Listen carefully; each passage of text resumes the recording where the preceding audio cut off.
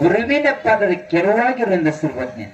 ಕೆರವಾಗಿ ಪುಣ್ಯಾತ್ಮರೇ, ಹೌದು. ನೀವೆಲ್ಲಾರು ಬಹಳ ಚಂದ ಕೂಡಿರಿ. ಒಂದು ಮಾತು ಹೇಳಿದ, ಏನ್ ಹೇಳ್ತೀರಿ? ಎಷ್ಟೋ ಸಂಸಾರ ಮಾಡಿ ಮಾಡಿ ಮಾಡಿದ್ರು ಎಷ್ಟೋ ಮಂದಿ ಸತ್ತಾರ. ಹೌದು, ಸತ್ತಾರವ್ರು. ಕರೆ ಸಂಸಾರ ಏನಾದ್ರು ಸತ್ತದೇನು? ಇಲ್ಲ, ಸಾಮಾನ್ಯ ಹಂಗೆ. ಹೌದಲ್ಲ? ಹಂಗೇನೆ ಕೂಡ ಎಷ್ಟೋ ದೇವರು ದೇವತರು ವೀರ ಮರಣ ಹೊಂದಾರ. ಹೌದು, ಕರೆ ದೇವ್ರ ಹೆಸರು ಏನಾದ್ರು ಸತ್ತದೇನು? ಇಲ್ಲ.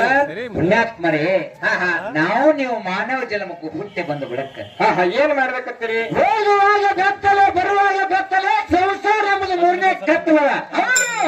ಹೌದಾ?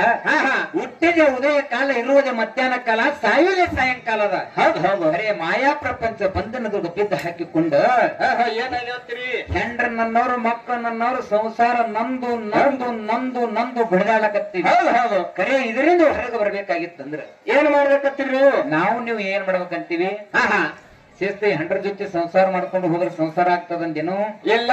ಕರೆ ಆ ಸಂಸಾರ ಜಂಜಾಟದೊಳಗ ಎಷ್ಟು ಆ ಭಗವಂತನ ನಾಮಸ್ಮರಣೆ ಮಾಡ್ಬೇಕಾಗಿದೆ. ಹೌದು ಹೌದು. ನಾವು ನೀವು ಕುಡ್ಕೊಂಡು ಗುರುವಿನ ಪಾದದ ಎತ್ತರಾಗಿ ತೊತ್ತರವಾಗಿ ಇತ್ತಲದ ಗಿಡರಾಗಿರೋ ಕರೆ ಆ ನನ್ನವ ಲಾಯ ಮತ್ತ ಪಾದ ಕೆರವಾಗಿ ಲಾಯ ಮತ್ತ ಯಾವತ್ತು ಕೈ ಬಿಡಲ್ಲ.